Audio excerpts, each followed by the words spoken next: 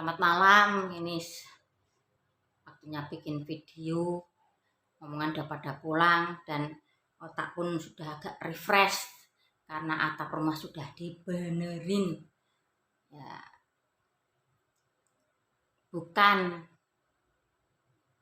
aku bukan dokter kejiwaan dan aku juga bukan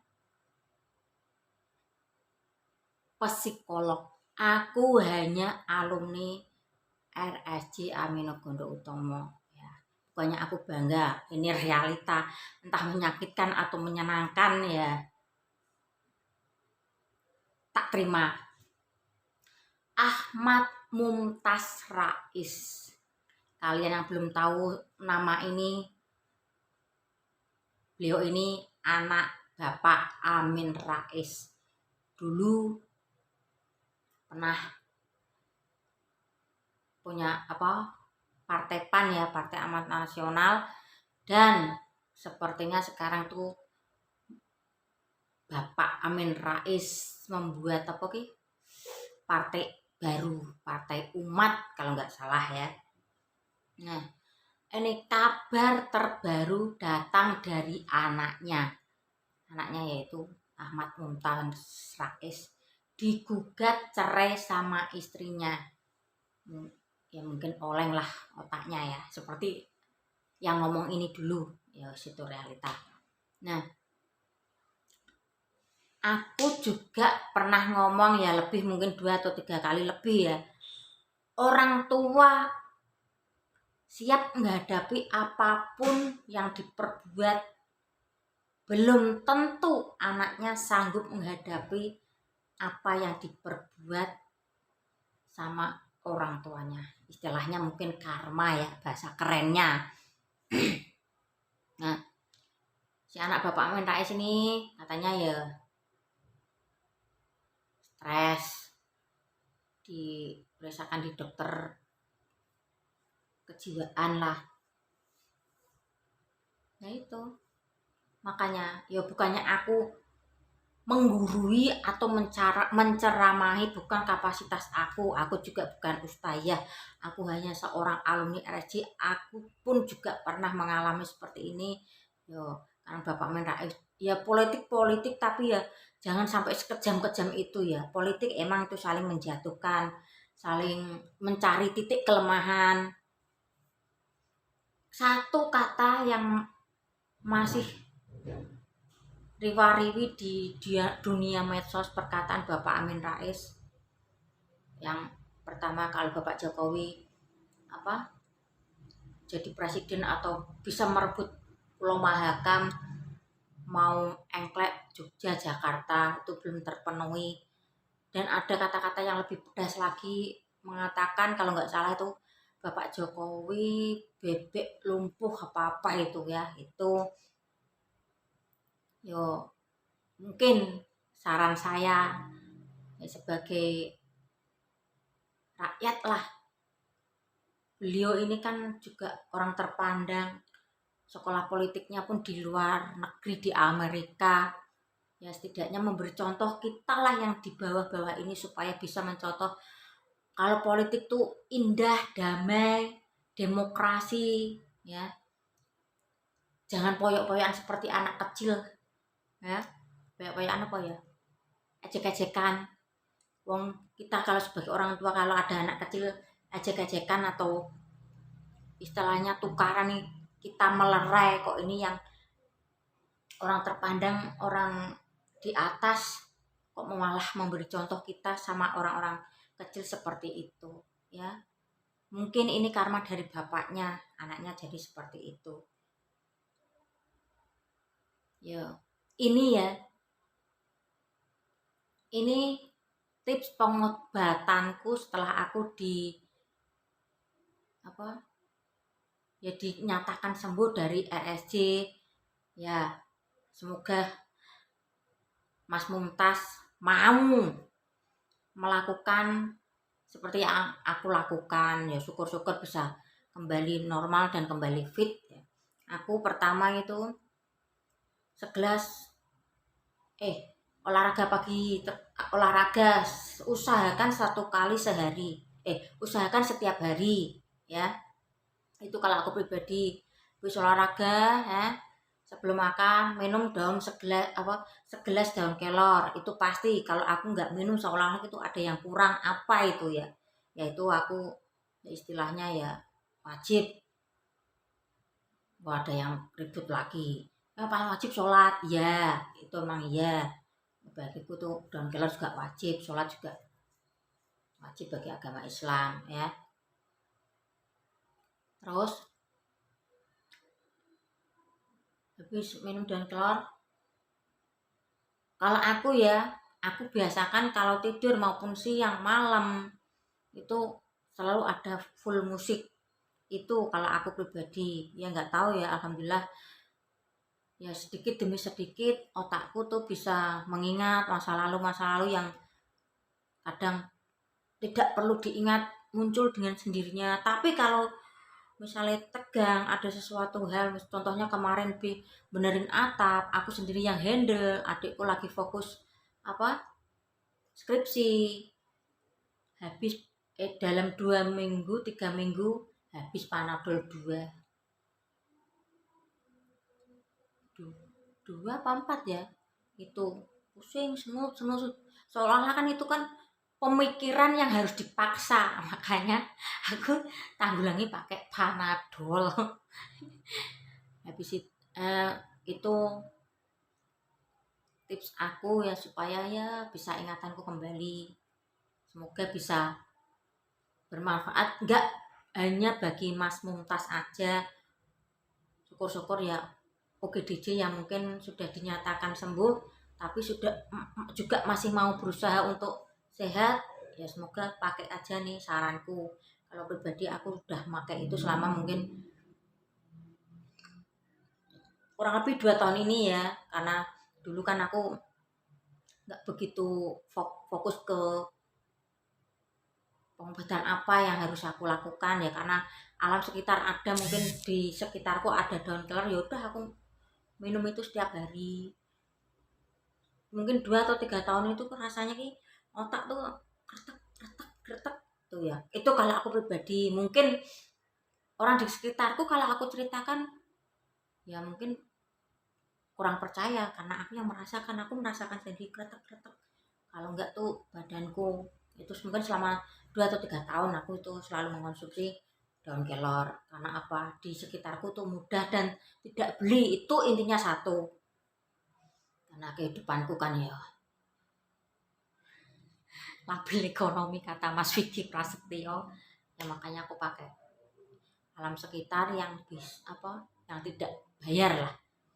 Tentunya udah dinyatakan sembuh sama RSJ ya, yang dulu ya. Ini usaha aku sendiri, yaitu olahraga hampir setiap hari. Kalau terlalu capek enggak aku paksakan, karena takut capek nanti ya jadi wis karo ngenai. Nah itu balik lagi, syukur-syukur Bapak Amin Rais bisa dengan gentle lah, sebagai orang terpandang, sebagai orang tua politik, mungkin maksudnya bukan orang tua umur ya, ya orang yang sudah lama di dunia politik ya, bisa minta maaf lah sama Pak Jokowi, mungkin bisa damai keluarga Pak Amin ya. Itu saranku, bukan kapasitas ustazaku ini, aku ini apalah yang nyuruh-nyuruh Pak Amin minta maaf ya. Sekali lagi, tindak tanduk orang tua belum tentu anak bisa menerima ya. Mas Mumtaz ini masih beruntung ya, punya bapak yang masih ya mungkin dikatakan kaya. Kalau aku pribadi, bapak sudah tidak ada, masih waktu itu ya ditinggali hutang, terus masih harus menyekolahkan 2 anak, satu beli susu, bayar momongan, harus menghidupi ibuku satu. Bagaimana dapur ibuku tuh bisa tetap ngebul istilahnya. Aku harus mencukupi kebutuhan ibuku mungkin ya dari LPG, cabai, brambang, bawang, ya situlah ya. Masih beruntung lah Mas Mumtaz ini mungkin dengan fokus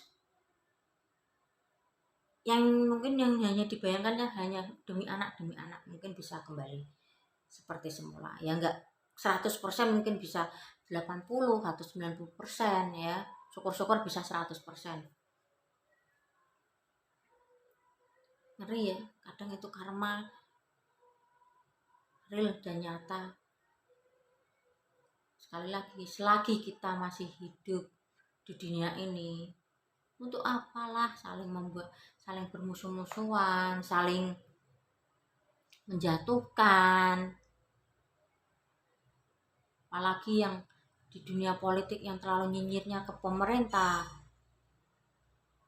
Bukan karena aku nih dikasih kartu PKH terus membela pemerintah, ya enggak, karena Pak Jokowi ini kan presiden kita, mau nggak mau harus kita terima ya.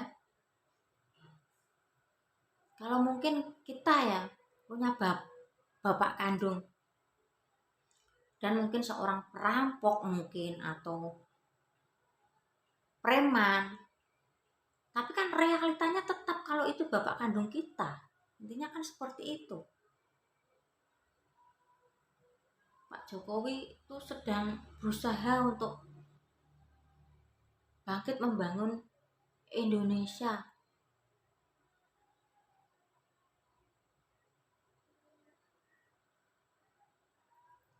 Ya kembali lagi, boleh tidak suka, jangan sampai terlalu segitunya. Mungkin nyinyiran cemoohan kita sebagai orang tua kepada orang lain bisa dampak ke anak. Aku butuh 20 tahun untuk bisa keluar dari zona yang mengerikan seperti itu. Dan aku tetap bangga sebagai anak Bapak Suripto. Kemarin aku beli itu apa? Prank ya loh. Ya prank, bahasa Indonesia prank. Kalau bahasa Indonesia apa ya, selali itu. Lupa aku. Oh, kamu anak Bapak Pareto. Oh, gini. Yang terkenal apa? Sisi baiknya bapakku, meski bapakku sudah sudah tidak ada di dunia ini. Ya masalah perempuan ya maaf. Memang bapakku lebih dari satu. Itu kan mungkin cobaan di dunia. Tapi biar bagaimanapun itu pelajaran juga bagiku. Bagaimana sikapku harus ya dewasa sebelum umur mungkin ya. Di usia berapa mungkin 17 atau 12 aku dihadapkan dengan posisi-posisi selalu sulit dan harus memilih satu atau dua. Aku hanya diam. Terjadinya perselingkuhan itu karena apa? Dari sisi A, B, C atau C, B, A atau B, A, C. Susah. Ya kembali lagi kita tarik lagi. Mungkin ini perjalanan hidup yang harus dijalani atau mungkin ini karena apa?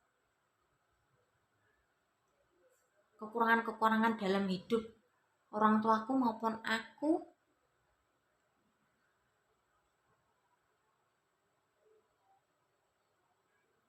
Oke. Sekali lagi buat keluarga Bapak Menait, semoga tertabah dan anaknya pun bisa kembali sehat, waras, pemikirannya. Ya meski aku ya tidak ada hubungan dengan Bapak Amin Rais atau maupun anaknya, tapi aku pernah mengalami hal seperti itu. Ya. Oke, kepalaku udah mulai agak pusing. Aku akhiri dulu video ini. Kembali lagi, tindak tanduk orang tua bisa dampak ke anaknya. Kalau tindak tanduk orang tua baik, ke anaknya mungkin juga baik. Kalau tindak tanduk orang tuanya negatif, juga bisa turun ke anaknya negatif. Kalau seperti aku condong ini pribadi, dulu mungkin pernah mempermalukan orang tua, bagaimana berusaha aku untuk bangkit, bisa untuk membuat orang tuaku yang tinggal satu itu bisa bahagia, bisa senang, dan tentunya tidak lupa ya, aku kirim doa untuk bapakku, biar bagaimanapun ini pelajaran hidup yang terlalu amat berharga. Ya meski dulu sekolahku tidak begitu pintar, tapi aku cukup berterima kasih kepada pengalaman hidup ya.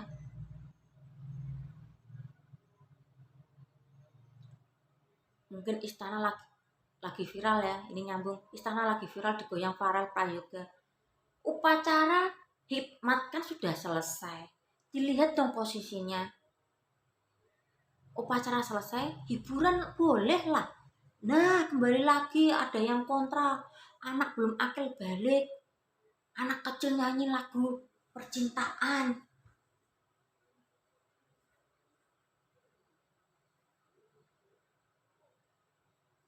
Kalau kalian mungkin di posisinya Farel, pasti sama apa yang sedang dilakukan Farel. Karena mungkin dari segi pendidikan Farel kurang pintar, karena ini punya bakat yang wow dan bisa mendongkrak perekonomian keluarga Farel. Tentunya orang tuanya Farel pun bangga, pasti nangis bahagia, nangis terharu. Meski lagu ciptaannya itu bukan dari Farel sendiri, dari Abah Lala. Abah Lala pun yang punya apa lagu aja terharu. Ya meski bukan saya, tapi karya saya, lagu saya bisa dinyanyikan di istana. Lihat posisi, jangan hanya dari pemikiran kalian, dari penglihatan kalian. Ya kembali lagi, medsos emang beda-beda pendapat, beda pikiran, beda argumen, beda. Tetap yang penting damai. Oke.